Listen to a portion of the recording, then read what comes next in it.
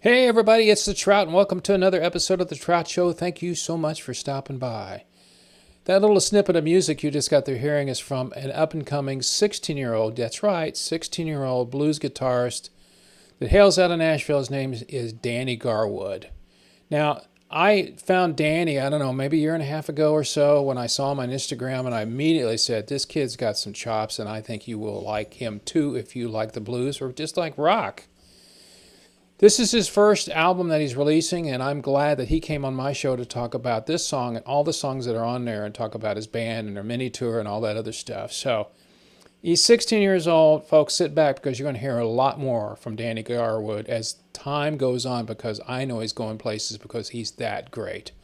So sit back, get yourself an adult beverage if you like it, and watch this interview with the up-and-coming guitar phenom, Danny Guitarwood. Got it? That's next on the Trout Show.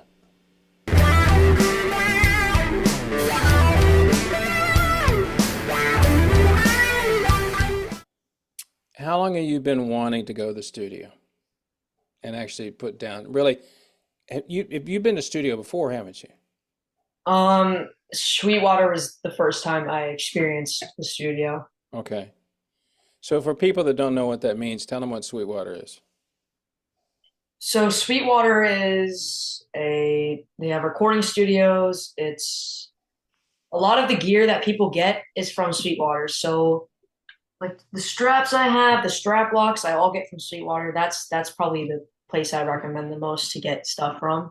Oh, They I have love them. I love everything. them. I bought stuff from them Great, before. yeah. It's a great company. Yeah. Yeah, it's great. I've been there three or four times now. So they have a location there, but they also, and I've heard other people said they've recorded there. So they have a studio. And is it something that you can just rent on your own? How does that work? I believe so. Yeah, I think you rent it out for I think they charge you each day. I'm not sure. My parents are involved with all that. So You just play guitar. That's all you do. Play guitar and sing. You don't care about the rest of it. I know some of the stuff, yeah. Well, There's yeah, stuff but that, so then, so you've been there, but you kind of been through the road. I mean, going to the studio, you kind of got a feel for it. When did this come about with you said, I want to go in and actually get serious about it? Was it somebody that you knew you could get with and make it work, or how um did it all come about? we toured Sweetwater a few times, and I think it was around New Year, and we were just talking about New Year's resolutions, and an 8 song album was like the top. Like that was like the one that I was like, yeah, this is what I want to do. I Right. didn't I wasn't so sure if it was going to happen or not, but and then it eventually happened. It was awesome. Well, how long did you start? Well, you've got 8 tunes you're working on or finished, whatever. Yeah. How long ago did you start working on them? Start writing them and stuff, or Yeah. Up Your Sleeve, which will be on the album. I play that one occasionally live. I started working on that one like mid 2023. Okay. And I didn't know it was gonna be on an album. I just kind of wrote it for it to be an original because it was like ending of the year, like right before the IBCs of 2024. Hmm. And I wanted to play an original. And the original I had at the time, I had been playing a lot. I mean, I wanted something newer and more rock. I mean, this song is still definitely a lot of blues influence, but I Sure. wanted something more rock and upbeat, and that really, yeah, that really is rock and upbeat. So Do yeah, I you? played it, and No, go people ahead. seem. No, go ahead. Well, I was going to ask you, when do you have people that you can throw stuff at and they'll give you, not your parents, other musicians you can throw stuff at and say, what do you think? Yeah, I actually have a core band now. I saw that. Yeah, there's So a and lot of so you can things. you can lay stuff down, well, with your phone or whatever you want to do. Take it to the band and say, "Hey guys, what do you think?" Yeah, voice memos. I'll play a riff and I'll be like, hey, what do you guys think? What can we do with this? There was a song that's on the album. It's called 50/50, which will also be the title of the album. It started out as an original, and I'm like, hey, or not an original, an instrumental. Okay. And I was just kind of like, hey, what do you guys think? And it was a cool song. And immediately we were like, we got to put words to this. Like it just felt like something was missing, and it was the words. Some songs make sense as instrumentals, that one not so much. And once we put words to it, yeah, it was like a completely different song. It was cool. What's it about? I'm gonna be completely honest, I didn't write it about anything. No, I mean, what's the song about though? 50-50, what does that mean? Okay, so I'm gonna let you in on a little secret here. The album is called 50-50 because it's half covers, half originals. Oh, well, that's cool. Yeah, so Nothing wrong with that. Nothing wrong with that. One of my favorite artists is Eric Clapton. In fact, the last band I was in, we were started an Eric Clapton tribute band, and I wasn't big on tribute bands because they play the same stuff all the time. yeah. But somebody said, one of my band members said, "Hey, we could do Clapton." I said, "Yeah, because he does a lot of covers. Yeah. Yeah, and he's a But blues guy. cocaine, that's a cover. Yeah." So I always said, "Well, okay, fine." So, and you you do that. And who was I talking to that they were? Oh my gosh, I can't remember. He was a pretty big artist, and they're trying to get more. They're an independent, but they're trying to get more songs of their own out. As you well know, it's hard to go out to play and just play your own stuff. First, you got to have a repertoire of it. That's number one. And number Yeah. two, people act after 15 minutes, if they don't like it, they're going to go, okay, where's the next band? Or when are you going to, the standard joke is, when are you going to play so and so, But um, when's Freebird coming? That's the normal joke. I actually Yeah, had yeah. one of the gigs I did, I walked off the stage and he was drunk and he goes, "Hey, Freebird!" And I'm going like, oh my God, people actually do that. Um, Yeah, well, that happened to me at an acoustic show, and the dude yelled "Freebird," and I told him, "I'm like, I'm not scared of you," so I played the song. I didn't know all the words, so I had Mike, my dad. He came up to the stage and he held his phone out for like the two verses that I didn't I know. showed it to you. Here it Yeah, is. and then when I knew the rest, I was like, "You're good," and he sat back down. His arm was like getting tired. It was funny. I that song is really boring. I remember when it came out. Everybody just waits for the end so they can listen to the lead guitar break. That's all they really care about. The rest of it's like it's kind of like I don't Yeah, it's a cool build up though. yeah. It's a cool song. So 50-50. And when did you start going to the studio to record it? We went like mid July, So it hasn't July. been that long. Hadn't been that long ago. No, Okay. And how many times did you have to go to get it all done? I mean, a lot of people do everything in a hurry now. And of course, you're paying for it's studio time and all that stuff. that's like 3 or 4 days to wrap everything. And how much do you get involved with the final product? Final product, like In other words, do you sit there with the people? Hold on. Excuse me. Do you good. sit there with the master or the engineer and go, "I like this" or "I like that"? Or do you? I should have asked you. Do you have Oh, who's the producer? You have a producer with working on yeah, it with? sound Okay. engineer Sean Dealey, and the other guy's name was Jason. They were super cool, but Yeah, because you need a producer that really knows the biz. he's awesome. They're both great. Um, that's my cat. This happened last time. So my dogs are there. I always get backwards. They're right out here. My wife's. Yeah. I have actually one of them standing right there. That's the horse down So there. he'll send us all the tracks, and I made a ton of notes on everything and just sent him over, and he fixed it. So yeah, I would say I am involved with that process. Yes. Yeah, I think the thing about it is, I mean, some people, and I've talked to dozens and dozens of musicians. Some people really want to get involved. Other people don't. I just Yeah. want to go in and do my thing. I think everybody has an impact on it a little bit, like, oh, I think you should do this or do that. But when it comes to nuances and all that stuff, it takes somebody with some skill to understand. And also, producers are there to make you better. I know that sounds funny, but it's, and not change who you are. Because you got to get people like, what you do. It's like, have you thought about? I remember the guy that I worked on when I cut my first album in the 90s. He was a producer. He was my producer and engineer. And he had such a great way of telling me I could do better. He just, he wouldn't say like, "Hey, Rick, that sucked. Do you want to do it again?" which is more like what I would do. Like, hey, dude, that sucked. Come on, do it again. He was just very good at it. And I Yeah. go, okay, give it another try. Maybe you could do better at that time. But that's what producers do and that kind of thing. Yeah, I mean, the sound engineer did that a lot. I'd cut a solo and he'd be like, "That was killer," but I know you got it. You could do that better. So Yeah. And it's and it's funny to me, and this is what I always did, Danny. On my first album, I wrote all the songs. I had studio people come in, and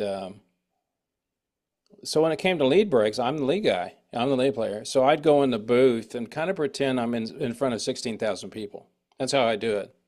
Okay, nice. 16,000 people are watching me, so I better do really good. I know and you can take it again, but I don't like doing a lot of takes when it comes to that stuff.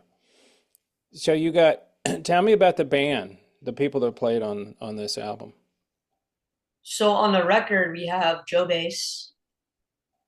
Played with him all. He's great. He's brilliant. And what does he Great play? collaborator. What? What does he play? Bass guitar. Oh, okay. Joe plays bass. Yeah. Gotcha. Okay, got it. All right. I thought his On the last name was, record, okay. Yeah, go on the ahead. record, we had one of my buddies. His name's Dale Myers. He played the drums on that. He actually has his own project, Otis. He plays drums in there. They're phenomenal. But right now, I started with this core band, and our drummer Jenna, she's just great. So Well, it's all about, as you already figured out, even though you haven't been playing that many years, it's all about camaraderie and how to get along with everybody else, you know. And especially when you're in the studio because you're burning money and you don't want to be spending a lot of time arguing about stuff, which people don't really, but yeah, uh, we had a lot of rehearsals before studio time. yeah, so then yeah, So we're not going into the studio and being like, okay, so what do we do here? So we had a lot of backup plans. that's smart. Yeah. And because then you get in there and well, we didn't work on that. You're like, I'm sorry, I forgot about that. Um, well, now that you've finished it, what are you going to do with it? I mean, other than put it out so everybody can listen to it. Yeah, of course. Promotion goes all the way. So do a lot of that. Release a couple singles. I have a single coming out October 1st, plus a music video. So Which, that's oh, really you have a exciting. video. That's right. You did tell me that, I think. What's the name of the Yeah, tune? Is that the one you sent me? yeah. Two wrongs. It's titled. Yeah. Yeah, it's coming out October 1st. Are you excited? Very excited. Yeah. I mean, if you would have told me last year that I was even doing it, cutting an album or even filming a music video, I wouldn't believe you. So what do so let me ask you this. What changed, do you think, from a year ago to today that you feel confident to go in and do an album? Say that again. I'm sorry. I said, what changed? You said a year ago, if you told me that I was going to be recording an album, I would have never believed you. So what changed in your playing or your life Oh, that said, okay, now I'm ready to do this? I think one of the key things is playing with feeling rather than playing a million notes because technique is everything, of course, but when it comes Sure. to the genres that I play, a lot of times people are more interested in letting the notes breathe. I think that was one of the biggest things I learned over the course of this year was letting things breathe, especially Yeah. like sometimes like I'll go straight into the vocals and I won't, but a lot of the phrasing that I do, I try to let it breathe as much as I can. And then as the song kind of progresses, I go into more notes. But yeah, I think that's one of the things that I learned.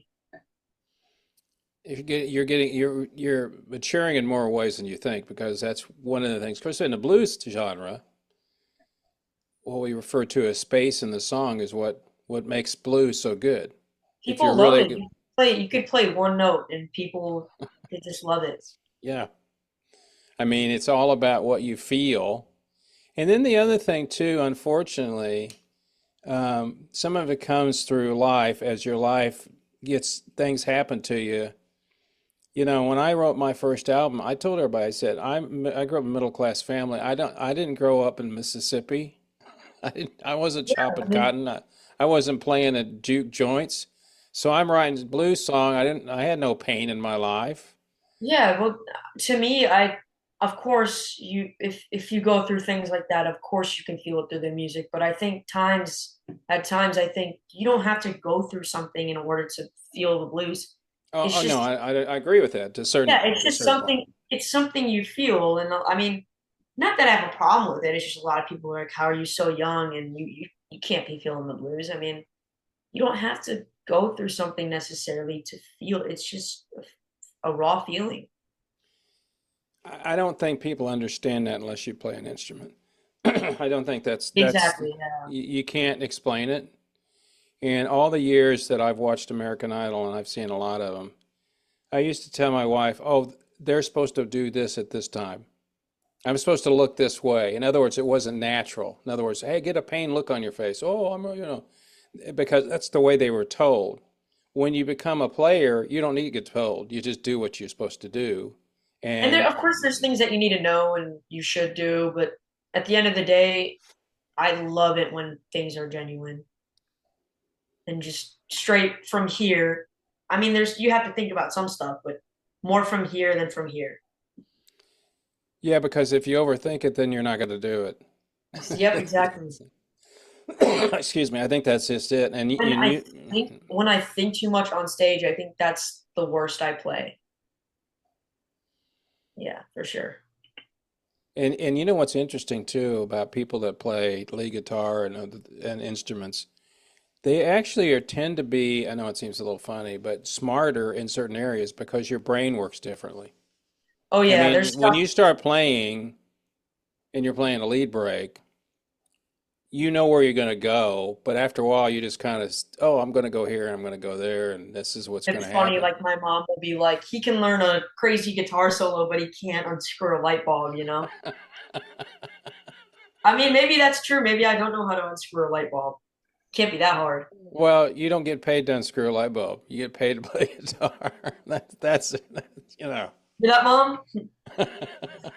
So tell me, so you've been lucky enough um, to be able to get on stage with a great buddy guy Oh yeah, twice.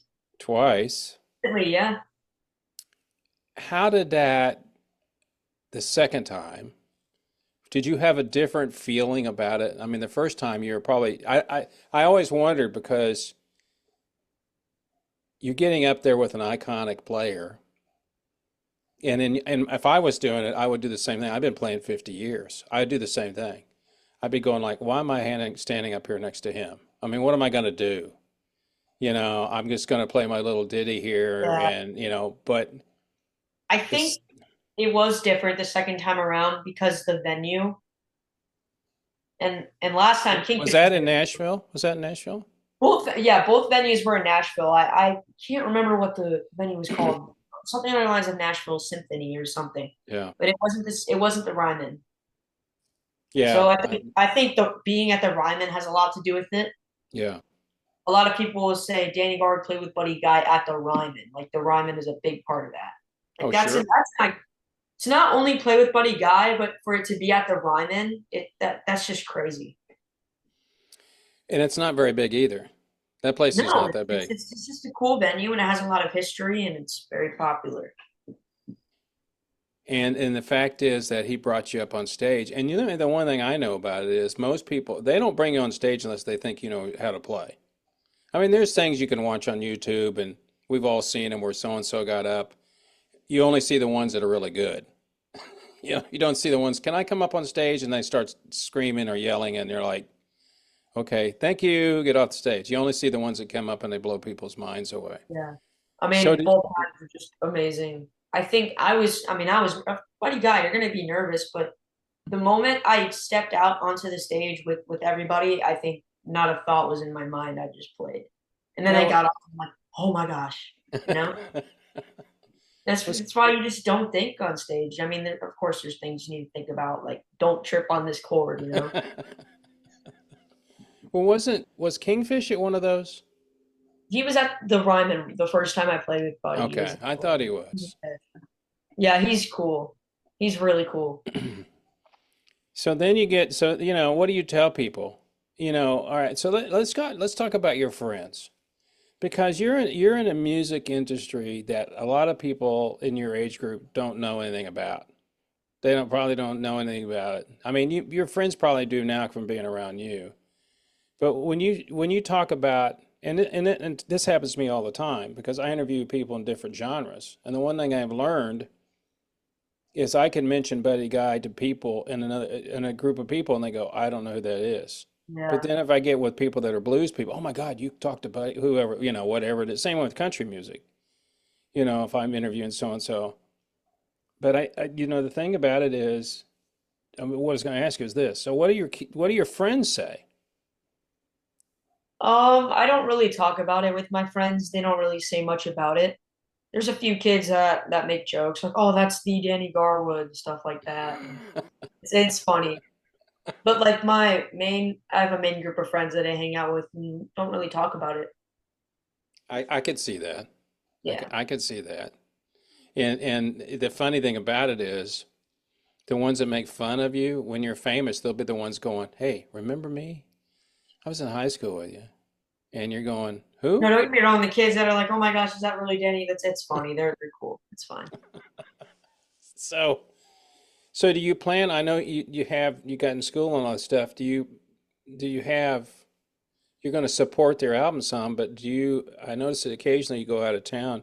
Is Yeah. there a lot, is there many places you can play? I know you told me before that there's like one main blues club there, but are you going to have to go outside of Nashville to go out and support it? Or is there enough places that you can play? Support the album. Yeah. I think there's enough places that I can play around here. And how does that, I've always wondered too about you and some of the other people I interview that are younger. How do people react when you go in or whoever goes in and says, I got a group of guys and kids, well, not kids, teens, they want to come in here. I mean, you can play some stuff for them. Of course, now you have recording that'll help. Is that hard to get a gig, I guess is what I'm asking. I mean, if the venue's 21 and over, yeah, I think Yeah. that's a problem. But I mean, we do venue reach outs occasionally. Sometimes they don't get back to us, and sometimes they do. So it really depends. And it only takes one break. I mean, you get, I think sometimes it is hard to land a gig, but fortunately, I actually signed with a management company. oh, They're cool. called, yeah, Media Force. Steve Hill is his name. Super cool, but yeah, just can't believe it. But he's definitely helping us get more gigs for sure. And the great thing, He was how we landed the gig at Slippery Noodle. oh, really? That was through him. Yeah. And the thing about it is, you'll only get better. The more you play out live, the better you get. That's just the way it is. And going to studio is fun. I like doing it, I like recording. But playing out is where the action is, obviously, because you can't screw up. Or if you do, you just people don't know you're screwing up. Hmm. So you Of focus, course, they're gonna notice. She's like, "Oh, I totally messed up on that one note," and you people know, don't usually know it. unless they're a guitar player, but that's rare. Yeah, most of the time. And it doesn't matter what quality of player you are. It's the same thing for everybody. And I had somebody tell me this years ago. You play the hard stuff for yourself and the easy stuff for the people in the crowd. Because a C chord to them doesn't mean anything.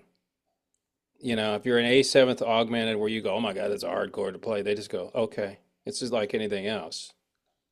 So to them, it's the easy stuff. And that's why blues, being normally three chords, sometimes four, is why people like it so much. I think that's a lot. And because when you get down to the nitty gritty of the blues genre, there's some great players out there, and Buddy's one of the last of the greats. When you think about it, pretty much everybody's doing the same thing. They just have different ways of styles of doing it. I guess you could say that about any music, but I always thought it was interesting that you always kind of went the blues route, because of the music you like. Who was, I know I've asked you this before, Excuse me. Who was the first person that and still you listened to when you were younger and said, "Oh, I love that music." Was it a song or an album or something you heard that you said, "Oh, where was it? Blues Where is it?" wise, or Yeah, just in blues general? wise. I'm sorry. I said blues wise or like in general, but No, you said blues wise. John Lee Hooker, Boom Boom. Heard it in the Blues Brothers movie, and I was like, whoa, That's that's. right. I remember you telling me that. Yeah. And I played this song at my parents' wedding. First time, say no over and over again, and I'll play it right now. Here. It was all I played was this. I played that like for 5 minutes. Yeah. Yeah. Yeah. It's pretty simple. Yeah, but that just was like, I mean, of course, his is a little more, upbeat than that. Yeah. But I was like, whoa, like that's cool. I wasn't like super into blues when I first started out. I was like Guns N' Roses, Kiss and all that. And Yeah. I think my dad showed me some Stevie Ray Vaughan, and I was like, okay, whoa. And I learned Voodoo Child, and I started playing at more jams more often. And I think ever since that, I think my interest in the blues just has gone up and up and up and more. And now it's to where it's at now. So yeah. If you study Jimmy, like he was a great blues player too, you know. So what's next for you? Come out, do the album, tell people to go to Spotify or their favorite Yeah. online source. We have a little mini tour coming up. We have 6 or 7 shows lined up. Yeah. Cool. We'll be in Wisconsin and we have Oh, one wow. more. So yeah, that's what's next. You're going on the road. You know what's cool for you though? You just get to sit in the back and ride. Sorry, Mom. You know? No, our drummer Jenna is just amazing, and she got us pretty much all of those shows. So it'd be remiss of me if I didn't mention the fact that you have a big date coming up tomorrow. What? Have you got your car picked out? What are you going to be driving? Oh, about I don't even have my permit yet. Uh-oh.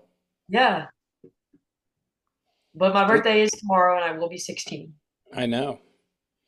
Sweet 16, brother. Bringing out a first album, bringing out some cool tunes. I got to tell you something. I know what's going to happen to you. I know I predict all the time and I'm really good at this. You'll only get better and better. You'll become more people want to hear you. The bad thing is, or the good thing, depending on where your voice will change, so you'll won't sound like you're 16. You'll sound like you get older. You'll go on like you'll 5 or 6, 10 years from now, you'll put this album on and tell people, don't listen to it, just listen to my guitar playing because I sound like I'm a kid.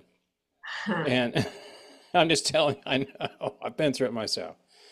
But the cool thing about it is your guitar playing is exceptional already.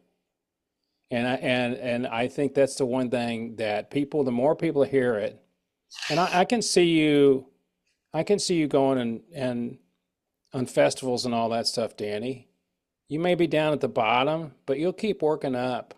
Eventually, you'll be up here at the top of the headlining stuff, and you get used to. All right, so I was going to ask you this: have you started writing autographs yet? Figured out how? Have you got autographs already figured out? I got a signature,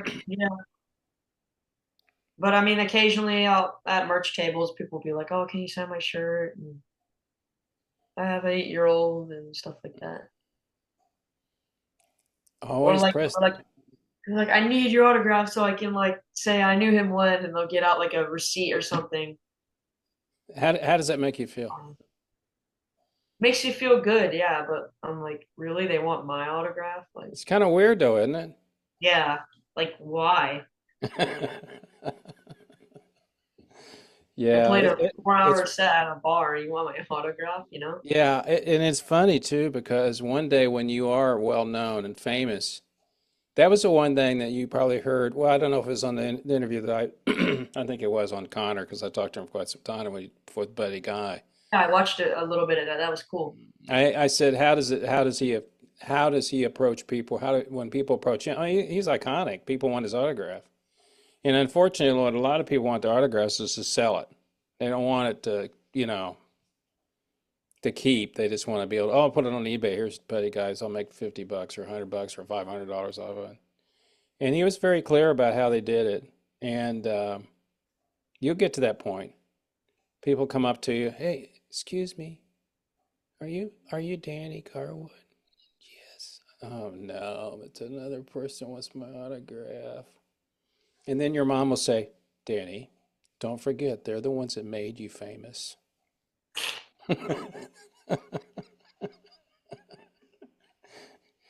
All I get to say is the same thing I saw. You know her, Kiersey Jolie. You know Kiersey. Yeah. She just won a song contest down in Florida. I'm going to tell you the same thing I tell everybody like you. Enjoy the ride. That's all I can tell you. Because you're on the bus now. Bus is starting to leave the station. And you sometime there will maybe be a moment, and it'll be down the road, that you realize that the moment when the crowd is into you so much that you're the only thing they're looking at. And like with 5 or 10,000 people. And that's when you'll realize that moment, it'll come. And you'll go, wow, I had no idea. That's why I say enjoy the ride. Because it is. It's a fun ride. It's a lot of work. Yeah. But I'm not your parent, but I've known you for a while. I'm very proud of you. I'm glad that you're doing well. I want you to keep doing well because I want your autograph one day. Hey, we have some pictures together, so. That's right. I could just take him out and go, here he is. Who's that kid next to you? He's like 30 now. I know. What are you? You're like 90 years old now, dude. What are you talking about? So the last thing I want to ask you, how's the merch sales doing? Pretty well, yeah. That it actually does really well. Good. My mom and dad are in charge of that, but Of course they are. yeah, from what I've seen and what I've heard, it does well. I don't want to keep anymore. I just wanted to, I'm glad you're bringing out the new single and all that stuff. Yeah. I think that you'll do real well. And by the way, happy birthday. Enjoy Thank you. your birthday. Thank you, Have a good sir. night. Gotta You go. too, man. All right, see you. Take care.